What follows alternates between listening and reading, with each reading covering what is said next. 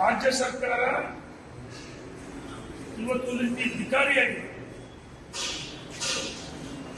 ರಾಜ್ಯ ಸರ್ಕಾರ ಧಿಕಾರಿಯಾಗಿದೆ, ಅಭಿವೃದ್ಧಿ ಶೂನ್ಯ ಸರ್ಕಾರ. ಇವರಿಗೆ ಭರವಸೆಗಳಿಗೆ ಹಣ ಹೊಂದಾಣಿಕೆ ಮಾಡ್ಕೊಳ್ಳೋಕ್ಕಾಗ್ತಲ್ಲ.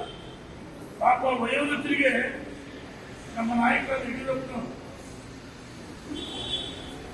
ಆಶಾಸನವನ್ನು 1,200, 600 ಮಾಡಿದ್ದು ಸನ್ಮಾನ್ಯ ಯಡಿಯೂರಪ್ಪನವರು. ಎಷ್ಟೋ ಜನ ಮಕ್ಕಳು ತಂದೆ ತಾಯಿ ನೋಡ್ಕೊಳ್ತಲ್ಲ. ಆ ಬಡವರಿಗೆ ಆಶಾಸನ ಕೊಡಬೇಕಂತ ನಮ್ಮ ಸರ್ಕಾರ ಮಾಡಿದೆ. ಈ ಯೋಗ್ಯತೆಗೆ ಇದು ಭಿಕಾರಿ ಸರ್ಕಾರ ಆಗಿದೆ. ಹಾಗಾಗಿ ಇವ್ರು ಹಣ ಹೊಂದಾಣಿಕೆ ಮಾಡೋಕ್ಕಾಗ್ತಲ್ಲ. ಎಲ್ಲ ಒಂದ್ ಕಡೆ ಅನಧಿಕೃತ ಅಂತ ಹೇಳ್ತಾರೆ. ಆಯ್ತು, 2 ವರ್ಷ ಆಯ್ತಲ್ಲ. ಇನ್ನು 2013 ನೀವೇನಿದ್ದಾರೆ ಕಾಂಗ್ರೆಸ್ ಸರ್ಕಾರ, ಅವತ್ತೇ ಕಡೆ ಅನಧಿಕೃತ ಅಂತ ಹೇಳಿಲ್ಲ. ಇವತ್ತು ಹೊಂದಾಣಿಕೆಗಳಿಗೆ ಹಣ ಕೊಡೋಕ್ಕಾಗ್ತಲ್ಲ. ಇದುವರೆಗೆ ಗೃಹಲಕ್ಷ್ಮಿ ಹಣ ಬಿಡುಗಡೆ ಆಗಿಲ್ಲ, ನಿಧಿ ಬಿಡುಗಡೆ ಆಗಿಲ್ಲ. ಮತ್ತು ಏನು ವಿದ್ಯುತ್ತಿನ ದರವನ್ನು ಜಾಸ್ತಿ ಮಾಡಿದೆ, ಯೂನಿಟ್ಗೆ ದರವನ್ನು ಜಾಸ್ತಿ ಮಾಡಿದೆ. ಸರ್ಕಾರದ ಹಣ ಹೊಂದಾಣಿಕೆ ಮಾಡ್ಕೊಳ್ಳೋಕ್ಕಾಗ್ತಲ್ಲ. ಎಲ್ಲ ಒಂದು ಕಡೆ ಔಷಧಿಗಳನ್ನ ಮಕ್ಕಳು ಸಾಕಲ್ಲ. ಅವರಿಗೆ ಔಷಧಿ ಅಥವಾ ಸ್ವತಂತ್ರ ಬದುಕುವುದಕ್ಕೆ ನಮ್ಮ ಸರ್ಕಾರ ಆಶಾಸನ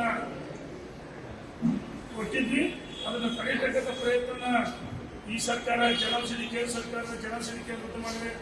ಮತ್ತು ಯಡಿಯೂರಪ್ಪನವರು ಭಾಗ್ಯಲಕ್ಷ್ಮಿ ಬಾಂಡ್ ಕೊಡಿದ್ರು. ಆ ಭಾಗ್ಯಲಕ್ಷ್ಮಿ ಬಾಂಡ್ ಹಣ ಕೊಡೋಕ್ಕಾಗ್ತಲ್ಲ.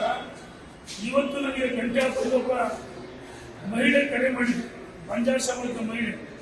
ಭಾಗ್ಯಲಕ್ಷ್ಮಿ ಬಾಂಡ್ ವಾಪಸ್ ಕೊಡಿ ಅಂತ ಕೇಳ್ತಾ ಇರೋ ಕೇಳಿ, ಕೊಡಬೇಡಮ್ಮ, ನಾನು ಬರ್ತೀನಿ, ಯಾವುದೇ ಕಾರಣಕ್ಕೂ ಕೊಡಬೇಡ ಅಂತ ಹೇಳಿ. ಭಾಗ್ಯಲಕ್ಷ್ಮಿ ಕೊಡೋ ಕಾರಣ ಇಲ್ಲಿಗೆ.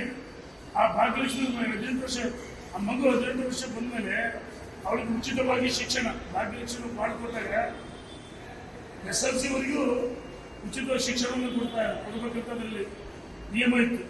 18 ವರ್ಷ ತುಂಬಿದ್ರೆ 1 ಲಕ್ಷ ರೂಪಾಯಿ ಕೊಟ್ಟಿರ್ತಾವೆ. ಬಡವರ ಮನೆಯಲ್ಲಿ ಹೆಣ್ಣುಟ್ಟಿ ಶಾಪ ಅಂತ ಹೇಳಿದ್ರು. ಅದಕ್ಕೋಸ್ಕರ ಹೇಳಿದ್ರು ಬಡವರ ಮಕ್ಕಳಿಗೆ ಭಾಗ್ಯಲಕ್ಷ್ಮಿ ಕೊಟ್ಟರು.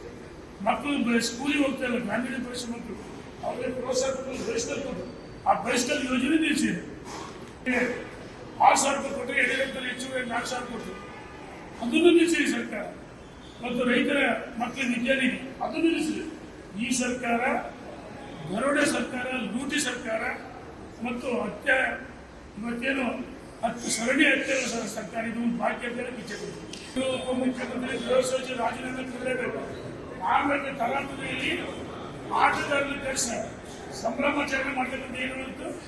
11 ಜನರು ಸಾವಿರ ಮೇಲೆ ಸಂಭ್ರಮಾಚರಣೆ ಮಾಡಿ ಗೊತ್ತಿಟ್ಟಲ್ಲ. ಇದು ನಿಮಗೆ ಪಾಪ ಅನ್ಸಲ್ವಾ? ರಾಜೀನಾಮೆ ಕೊಡಲೇಬೇಕು. ಕುಂಭಮೇಳದಲ್ಲಿ 60 ಕೋಟಿ ಜನ 65 ದಿವಸದಲ್ಲಿ ಅಲ್ಲೇನು ವ್ಯತ್ಯಾಸ ಮಾಡತ್ತ. ಇಲ್ಲಿ ಪೊಲೀಸ್ ಇಲ್ಲ, ಆಂಬ್ಯುಲೆನ್ಸ್ಗಳಿಲ್ಲ, ಅಲ್ಲಿ ಯಾವುದೇ ವ್ಯವಸ್ಥೆ ಇಲ್ಲ. ಹಾಗಾಗಿ ರಾಜೀನಾಮೆ ಕೊಡಲೇಬೇಕು. ಭಾರತೀಯ ಜನತಾ ಪಾರ್ಟಿ ಇನ್ನೊಂದಿದೆ, ಕೊಡಲೇಬೇಕು. ಸರ್ಕಾರ ಇದ್ದಾಗ ಮಹದಾಯಿ ಧೋರಣೆ ನಾವು ಮಾಡ್ತಿದ್ವಿ.